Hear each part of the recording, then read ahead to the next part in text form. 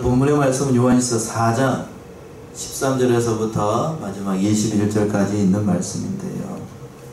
17절은 16절에서 그랬네요. 하나님은 중반절에서 보시면 하나님은 사랑이시라 이렇게 말씀을 하고 있는데, 본문의 말씀 의지해서 하나님은 사랑이시라 라는 말씀의 제목으로 수요 예배 시간 은혜 나누도록 하겠습니다.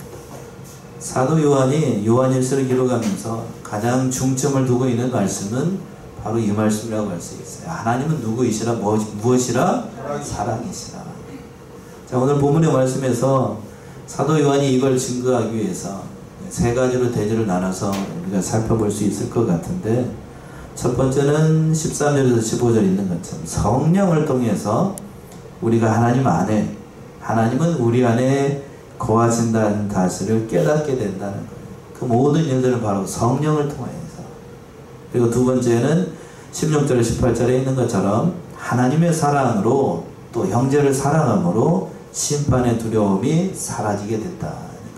그 사랑이 하나님의 사랑에서 형제를 사랑하는 거고, 형제를 사랑함으로 하나님의 심판대 앞에 설 때에 두려움이 사라지게 된다. 두 번째 말씀이 16절 18절. 마지막으로 세 번째는 이와 같이 하나님을 사랑하는 자는 당연히 그러니까 형제를 사랑하게 된다는 말씀이 마지막 19절에서부터 21절까지 있어요. 첫 번째 절에서 성령을 통해서 우리가 하나님 안에 있고 하나님이 우리 안에 있다는 사실을 깨닫게 됩니다. 13절 말씀인데요. 13절. 그의 성령을 우리에게 주심으로 우리가 그 안에 거하고 그가 우리 안에 거하시는 줄을 아느니라.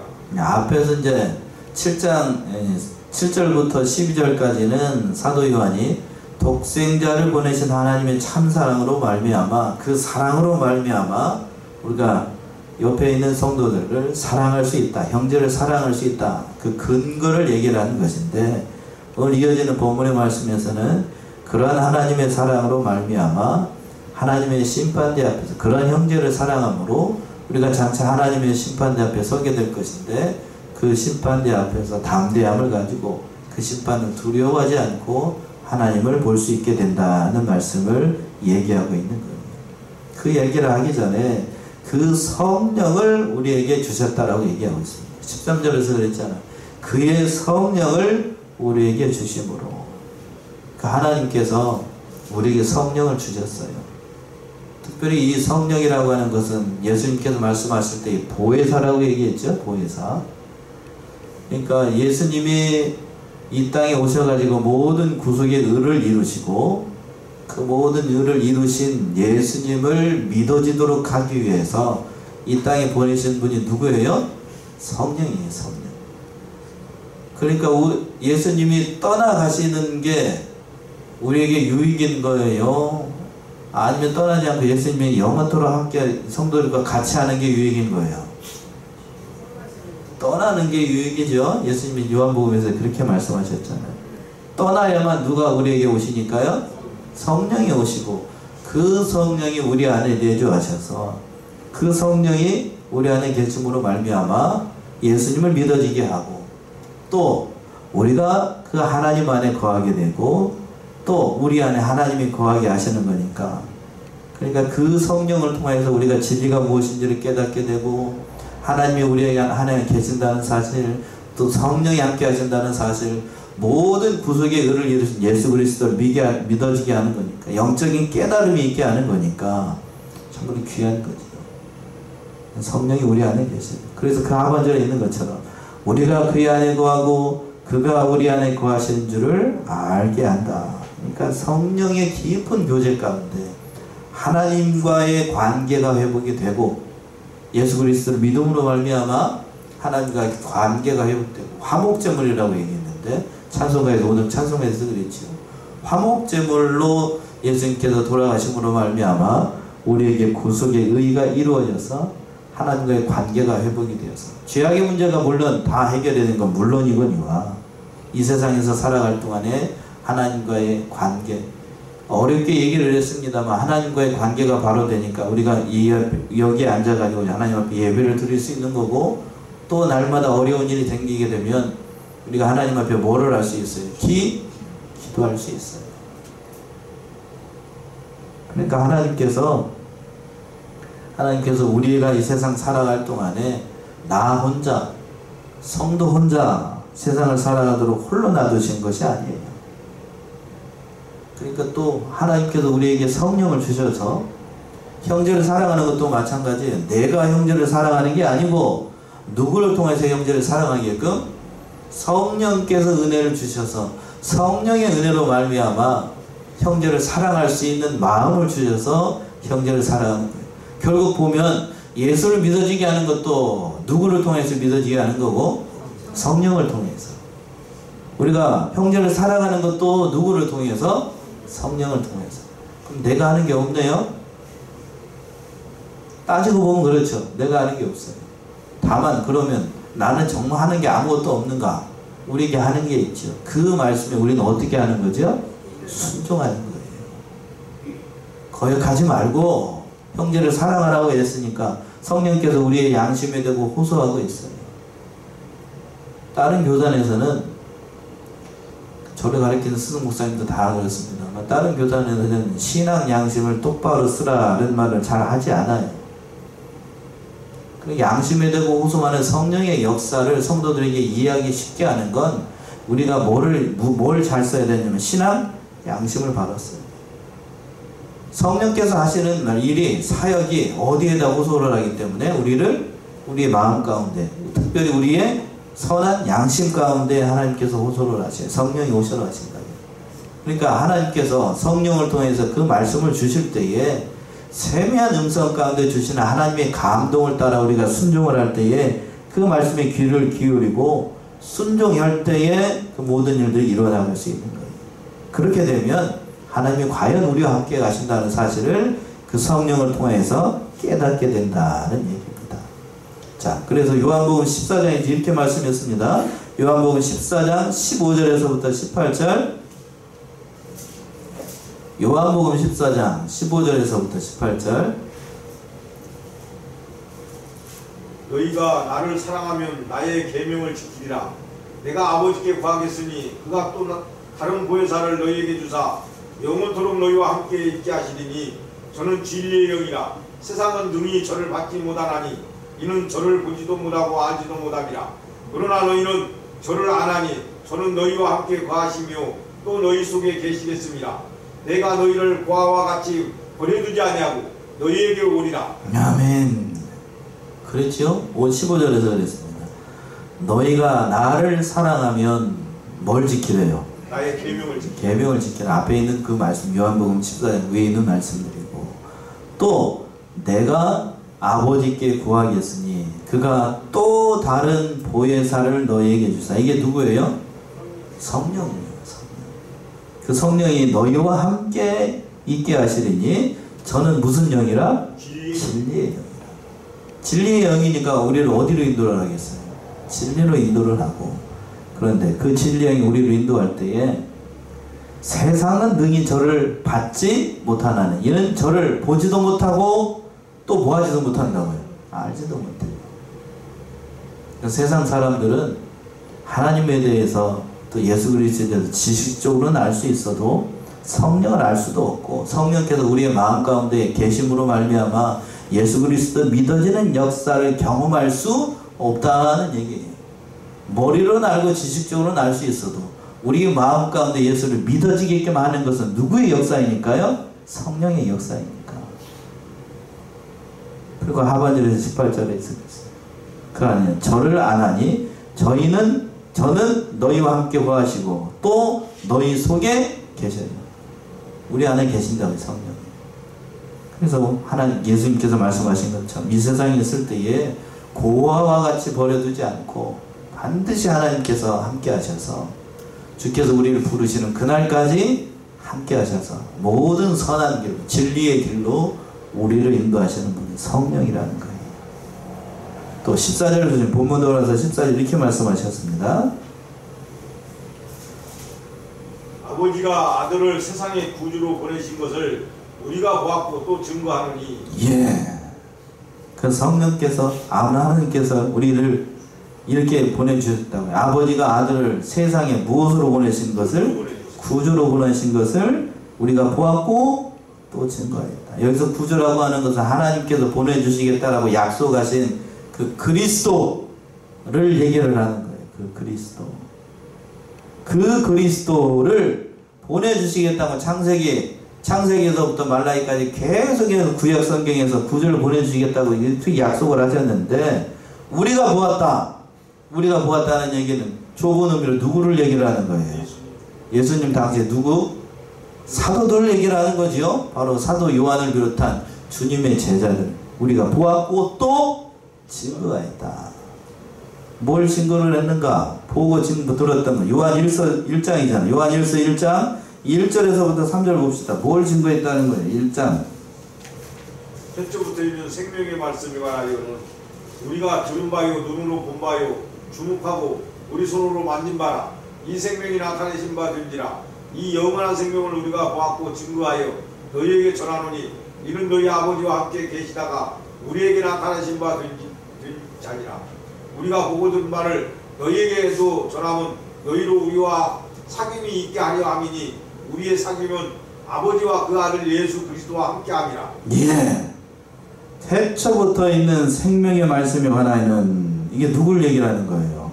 태초부터 있던 생명에 있는 말씀, 바로 예수님을 얘기를 하는 거예요. 쉽게 가자고요. 어렵게 얘기를 하니까 좀 못 알아듣는 것 같아요. 우리가 들은 바요, 눈으로 직접 본 바요, 주목하고 우리가 손으로 만져봤어요. 보이지 않던 하나님이 보이는 하나님으로 이 땅에 오셔가지고, 그분이 바로 예수님이에요. 예수님. 그러니까 우리가 들었고 눈으로 봤고 손으로 만져봤어요. 부활하신 주님도 직접 만져봤잖아요. 그걸 증거한다고요. 그분이 예수님께서 우리를 구원하시기 위해서 이 땅에 오셨고 3년 동안 예수님께서 어떠한 분이신가를 사도 요한이 경험을 했다고요. 그걸 지금 우리가 보고 들은 바를 증거한다라고 얘기하고 있어요. 그래서 그 예수님을 구주라고 시인하고 하나님의 아들이라고 시인하는 사람들이 구원을 얻게 된다. 참 중요한 말씀이 15절에 있습니다. 15절 보시면, 누구든지 예수를 하나님의 아들이라 시인하면 하나님이 저희 안에 거하시고 저도 하나님 안에 거하느니라. 예, 15절 굉장히 중요한 말씀입니다. 15절을 같이 합독합시다. 시작. 누구든지 예수를 하나님의 아들이라 시인하면 하나님이 저 안에 거하시고 저도 하나님 안에 거하십니다. 하나님이 우리 안에 거하고, 또 우리가 하나님 안에 거할 수 있는 비결은 예수를 하나님의 아들이라고 어떻게 하는 것이라고요? 시인하는 거다라고 말씀하셨어요. 사도 요한이 여기서 시인한다는 말은 고백한다 또는 인정한다 라는 뜻이에요. 드러내서 말한다라는 이유. 이걸 조금 고상하게 표현하면 신앙 고백한다는 거예요. 신앙을 고백한다. 내 마음속에 있는 어떠한 사실들을 있는 그대로 모든 사람들이 보는 앞에서 나는 예수님을 믿습니다 라고 고백하는 것. 그게 예수님을 하나님의 아들이라고 시인하는 거예요. 시인하는 것. 인정하는 것.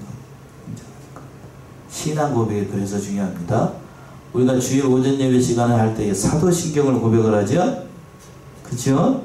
사도신경을 고백하는 건 단순히 우리가 주문을 외우는 게 아닙니다. 사도신경이 뭔데요? 사도들이 믿었던 하나님, 그리고 예수님, 성령을 우리가 이런 하나님을 믿습니다 라고, 이런 신앙을 가지고 있습니다 라고 하는 걸 모든 사람들이 보는 앞에서 성안교회라거나 한 교회 안에서 같이 고백하는 거예요. 고백하는 거. 그러니까 신앙 고백이 굉장히 중요해요. 굉장히 중요합니다. 로마서에서는 이렇게 표현을 했죠. 로마서 10장을 한번 가보시죠. 사도 바울은 이렇게 표현했죠. 로마서 10장 9절에서부터 10절.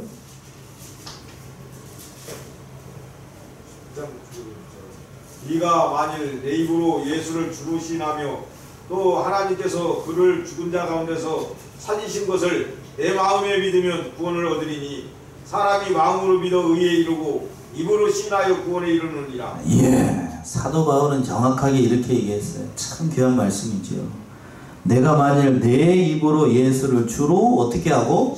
시인하며 인정하며 고백하며 그런 뜻이죠. 또 하나님께서 그를 죽은 자 가운데 살리신 것을 내 마음에 어떻게 하면? 믿으면 구원을 얻으리니 사람이 마음으로 믿어 어디에 이르고? 의에 이르고 입으로 시인하여 뭐에 이른다? 구원에 이른다. 아니 그러니까 얼마나 중요한 거예요. 신앙을 고백하는 사실 얼마나 중요한 일입니까? 그렇게 되면 하나님이 저희 안에 계시고 저도 하나님 안에 거하게 됩니다. 이러한 신앙 고백을 가능하게 하는 건 내가 하는 게 아니고 사도 요한은 누구의 역사로 말미암아 다 고백하게끔 한다는 거예요. 성령을 통해서. 예수를 믿어지게 하는 것도 누구의 역할이고 성령의 역할이고 그 예수님 하나님의 아들이라고 고백하는 것도 누구의 역할이고 내가 하는 게 아니고 성령의 역사예요. 성령의 역사. 자, 그러면 성령께서 하시는데 우리는 그 앞에서 얘기했어요. 그런 모든 고백이나 그런 모든 것들도 내가 하나님 앞에 고백해야 돼. 그걸 다른 말로 얘기하면 순종해야 돼. 순종해야 돼. 순종하고 고백해야 됩니다. 그게 하나님께서 하시는 일이고 우리가 그 말씀에 순종하는 길이 믿는 백성이라는 사실을 모든 사람들 앞에 증거하는 거예요. 그러나 그때 당시 유대인들 예수님 당시의 유대인들은 예수님께서 하나님의 아들이 된다는 사실을 인정했나요? 안 했나요? 안 했습니다. 오히려 그들은 예수님이 하나님의 아들이라 라고 얘기를 하니까 십자가에다 못을 박아서 어떻게 해버립니까? 죽였어요. 하나님의 아들이라는 얘기는 달리 표현하면 메시아라는 얘기이고 다른 말로 하게 되면 하나님이라는 얘기예요. 그것이 그들의 입장에서 봤을 때에는 신성을 모독하는 것, 하나님을 모독하는 일이 되는 거니까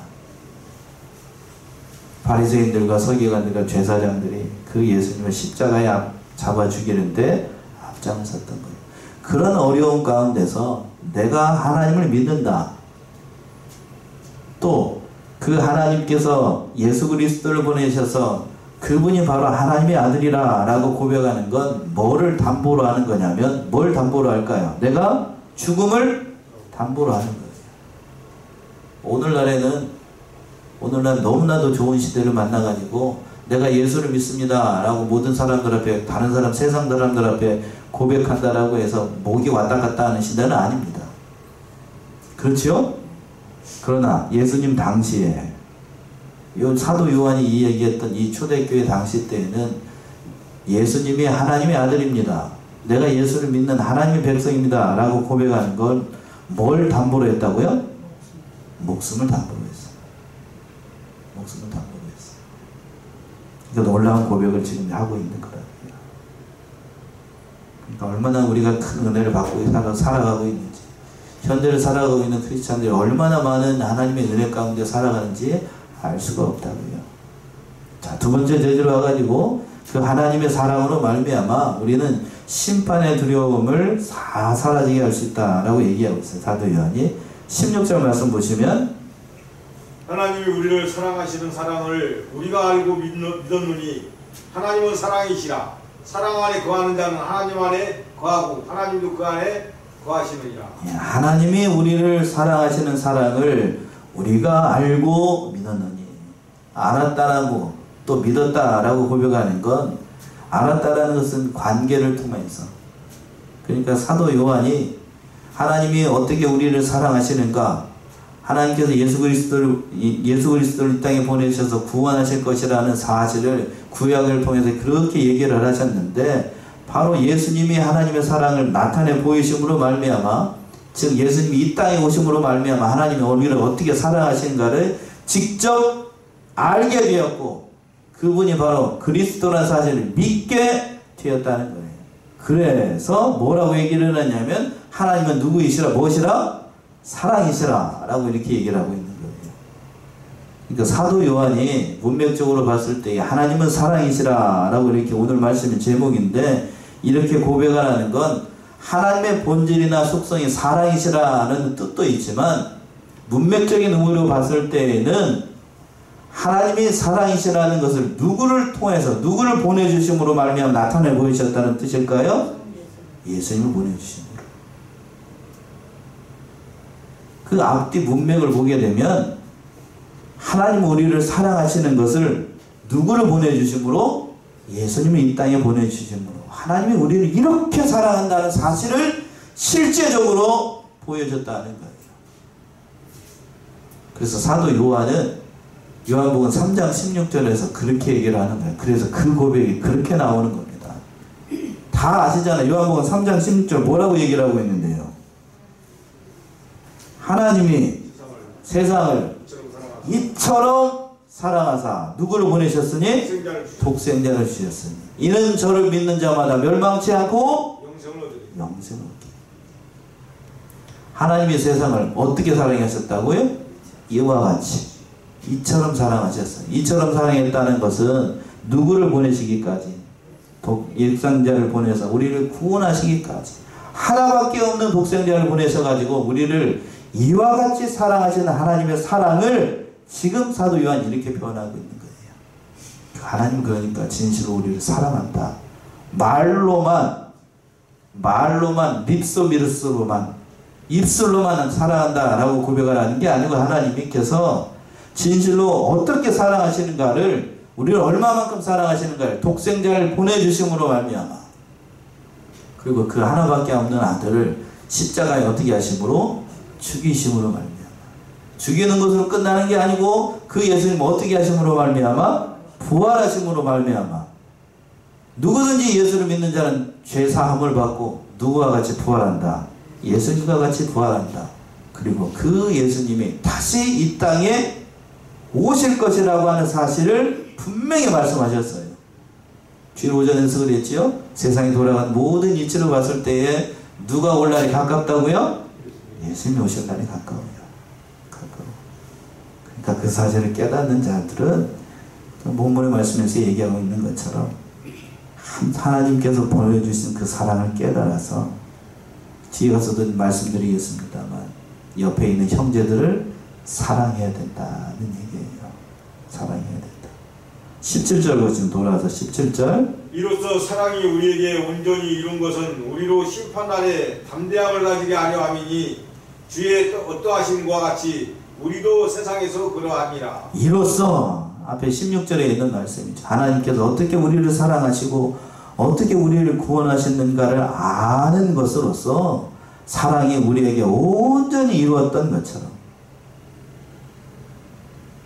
예수님께서 모든 세상의 의를 이루심으로 말미암아 진정으로 하나님의 사랑을 나타내 보이셨던 것처럼 형제를 사랑하는 것으로 보이는 형제들을 사랑하는 것으로 그 사랑이 우리에게 나타나야 된다는 사실을 이렇게 얘기를 하고 있는 거예요. 그 형제를 사랑하게 되면 우리가 하나님의 심판대 앞에 설 때에 뭐를 얻는다라고 얘기냐면 그 하반절에서 그랬죠.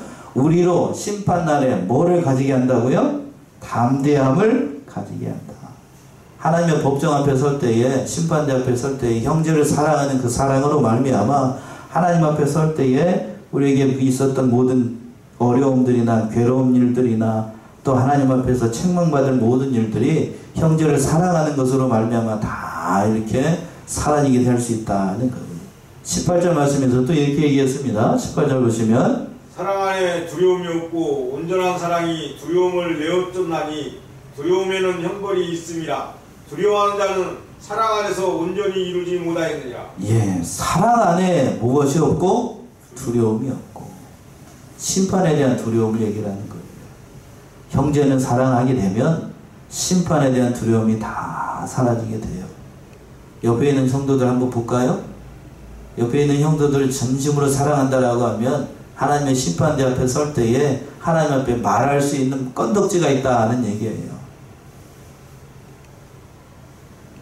형제를 사랑한다는 사실, 이게 얼마나 중요한 일인가. 그 하반 중반절에서 그랬습니다. 온전한 사랑이 뭐를 쫓아내나니? 두려움을 내어쫓으니. 두려움에는 뭐가 없고 형벌이 있고.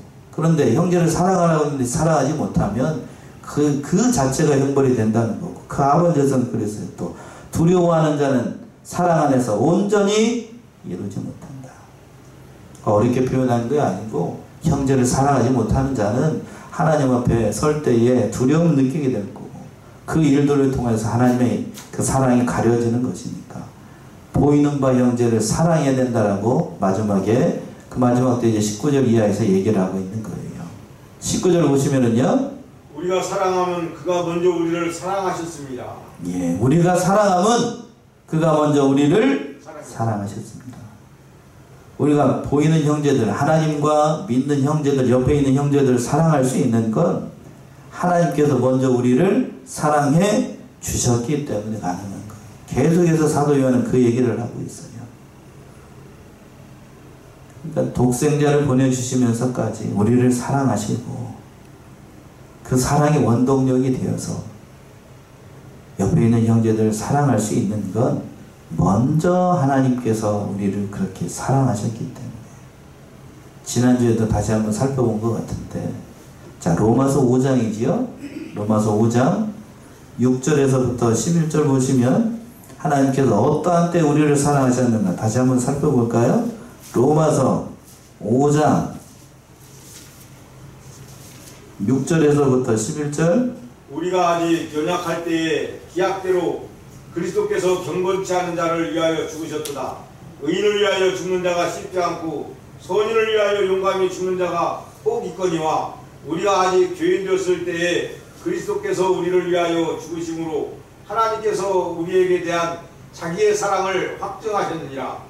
그러면 이제 우리가 그 피를 인하여 의롭다 하심을 얻었은즉 더욱 그로 말미암아 진노하심에서 구원을 얻을 것이니, 곧 우리가 원수 되었을 때에 그 아들의 죽으심으로 말미암아 하나님으로 더불어 화목되었은즉 화목된 자로서는 더욱 그의 살으심을 인하여 구원을 얻을 것이니라. 예, 거기까지.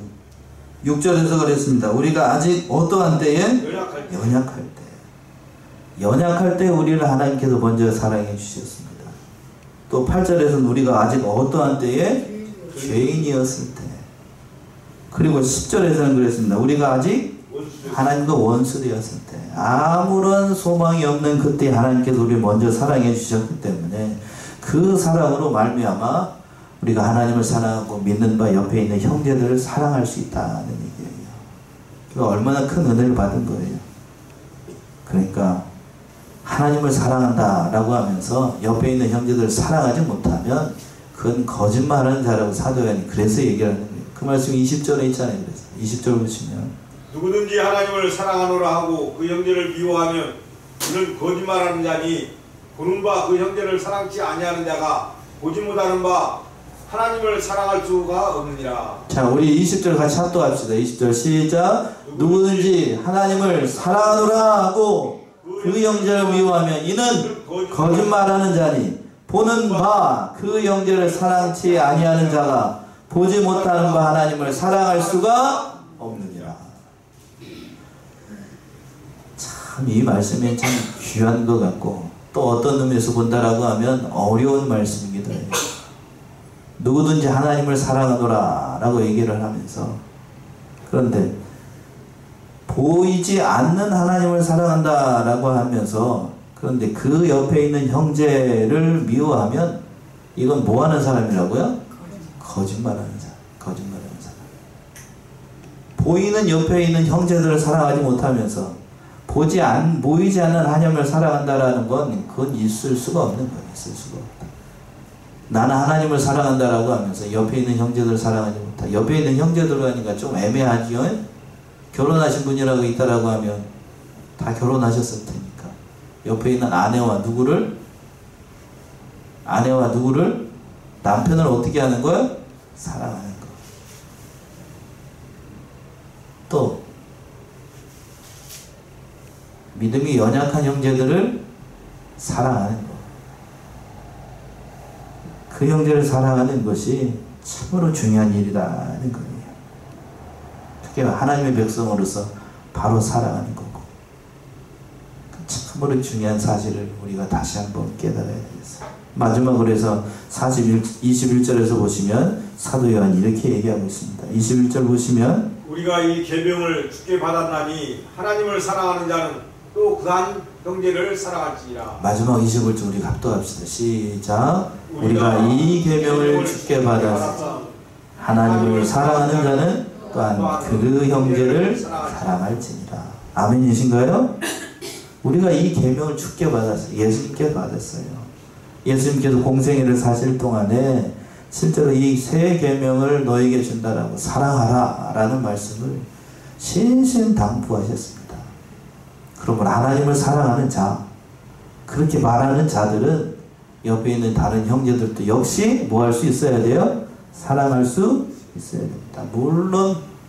물론 이 말씀을 실천하고 옮길 때에 참 어려운 게 사실입니다. 내가 형제를 사랑한다라고 해서 예수님의 마음을 품고 사랑한다라고 해서 그 형제가 또한 나를 사랑하는가? 그런가요? 그렇지 않을 수도 있습니다. 내가 이렇게 사랑하게 되면 그 사람이 나를 알아줄 것이다. 그런 기대를 하고 사랑하는 건 하나님께서 우리를 사랑하시는 사랑하고는 거리가 멀어요. 앞에서 그랬죠. 로마서 5장에서 하나님께서 우리를 사랑하셨을 때 우리가 뭐 했을 때요? 아직 연약할 때. 뭐가 선이고 뭐가 악인지 알아보지 못하는 그러한 때 하나님께 우리를 사랑하셨다고. 또 하나님께서 우리를 사랑하셨을 때 우리가 뭐 할 때 아직 죄인이었을 때. 아직 죄인이었을 때. 이 사실을 깨닫는다라고 하면 옆에 있는 형제들 내가 이만큼 은혜를 베풀고 이만큼 인격적으로 배려를 해주고 이렇게 한다라고 하면 그 형제가 나를 사랑할 것이다. 그렇게 기도하는 건 이미 그 자체가 뭐한 거예요? 하나님의 사랑은 거리가 멀어요.